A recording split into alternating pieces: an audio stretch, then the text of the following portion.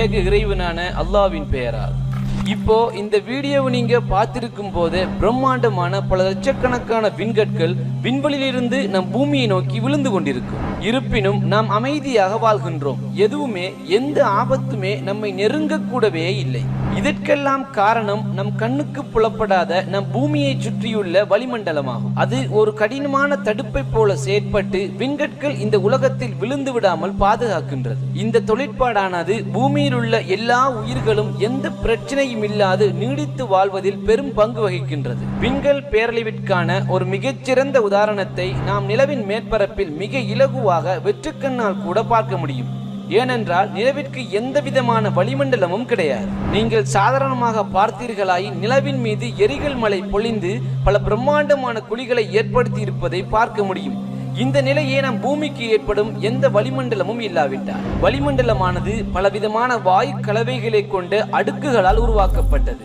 அது பூமியில் இருந்து சுமார் 10,000 கிலோமீட்டர் வரை இருக்கும். எரிகற்கள் நம் வளிமண்டலத்தினுள் நுழையும் போது அதனை சுற்றியுள்ள வாயுக்கள் மிக விரைவாக நெருக்கி அழுத்தப்படும். வாயுக்கள் நெருக்கி அழுத்தப்பட்டால் அதன் வெப்பநிலை மிக துரிதமாக அதிகரிப்பது மட்டுமல்லாது இதனால் எரிகற்களின் வெப்பநிலையும் மிக உயர்வடைந்து அவை பிரகாசிக்க தொடங்கும். பின்னர் எரிகற்களில் ஒன்றுமே எஞ்சியிராத அளவிற்கு வாயுக்களானது எரிகற்களை முற்றாக எரித்துவிடும். இப்படித்தான் நம் வளிமண்டலமானது உலகையும் அதன் உயிர்களையும் பாதுகாக்கின்றது. அது மட்டுமல்லாது வளிமண்டலமானது உலகை நோக்கி வரும் உலகின் உயிர் வாழ்க்கைக்கு ஆபத்தான ஒளிக்கதிர்களையும் வடிகட்டுகின்றது. இந்த வளிமண்டலத்தின் தொழிற்பாடுகளில் மிக குறிப்பிடத்தக்க ஒரு செயல் அது தீங்கற்ற பயன்படக்கூடிய விசிபிள் லைட் எனப்படும் கற்புல கதிர்கள், நீ அல்ட்ராவேவ் லைட் எனப்படும் புற ஊதா கதிர்கள் மற்றும் வானொலி அலைகள் போன்றவற்றை மாத்திரமே கடந்து செல்ல அனுமதிக்கின்றது. இந்த கதிர்களானது உயிர் வாழ்க்கைக்கு மிக முக்கியமானதாகும். புற ஊதா கதிர்களானது வளிமண்டலத்தால் ஒரு பகுதியளவு, அதாவது ஆபத்து ஏற்படாத வகையில் ஒரு சிறிய அளவிலேயே வளிமண்டலத்தால் உள்விடப்படுகின்றது. இந்த ஒளிக்கதிர்கள் போட்டோசிந்தசிஸ் எனப்படும் ஒளிச்சேர்க்கை அல்லது ஒளி தொகுப்பை தாவரங்கள் மேற்கொள்வதற்கு மிக முக்கியமானதாகும். இந்த செயற்பாடு நடைபெறாவிட்டால் வாழும் அனைத்து உயிரினங்களும் இறக்க நேரிடும். சூரியனிலிருந்து வரும் அதிக அளவான புறஊதா கதிர்கள் வளிமண்டலத்தின் ஓசோன் படையால் வடிகட்டப்பட்டு அழிக்கப்படுவதுடன் ஒரு சிறிய அளவிலான மிக அவசியமான புற ஊதா கதிர்களே உலகை வந்தடைகின்றன. அந்நளவாக விண்வெளியின் சராசரி வெப்பநிலை -270 பாகை செல்சியஸ் ஆகும்.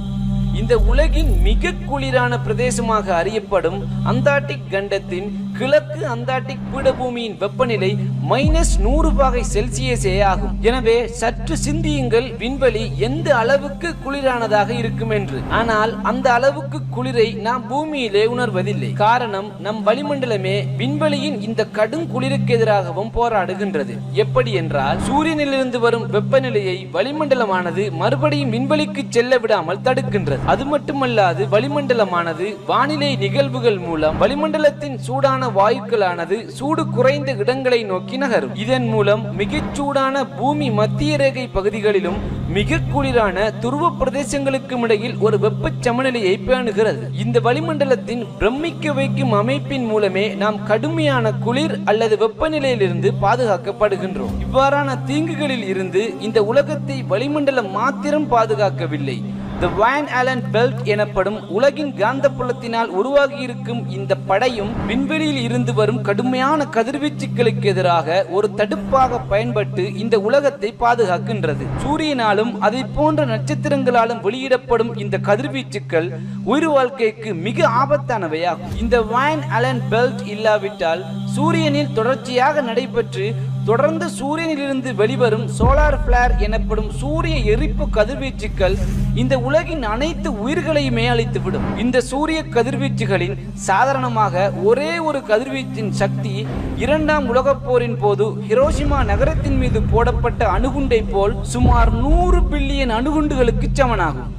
நாம் இதுவரை அலசி ஆராய்ந்த அனைத்து தகவல்களும் ஒன்றாக கூறுகிறது, விண்வெளியில் இருந்து வரும் ஆபத்துக்களை தடுக்க நமது பூமியை சுற்றி ஒரு மிகச்சிறந்த பாதுகாப்பு அரண் உள்ளது என சிந்தித்து வரும் மக்களுக்காக இந்த பிரமிக்க வைக்கும் ஒரு அமைப்பை யார் உருவாக்கி இருப்பார்கள்?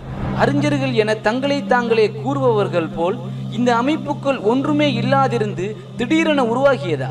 இல்லை, இந்த சிக்கலான கட்டமைப்புக்கு பின்னால் ஒரு படைப்பாளன் இருக்கின்றானா? அப்படி ஒரு படைப்பாளன் இருந்தால் அவன் இதற்காக ஏதாவது ஒரு ஆதாரத்தை அளித்திருக்கின்றானா என்றால் ஆம், அல் குர்ஆன் கூறுகின்றது, وَجَعَلْنَا السَّمَاءَ سَقْفًا வானத்தை பாதுகாக்கப்பட்ட முகடாகவும் நாம் ஆக்கினோம், அவர்களோ அவற்றின் அத்தாட்சிகளை விட்டும் புறக்கணித்தவர்களாக இருக்கின்றனர். சுமார் 14 நூற்றாண்டுகளுக்கு முன்னர் வானியலை பற்றி எந்த அறிவுமற்ற, ஏன் தொலைக்காட்டி கூட கண்டுபிடிக்கப்படாத காலகட்டத்தில் இதை பற்றி எப்படி எழுத படிக்க தெரியாத ஒரு மனிதர் கூறுவார்?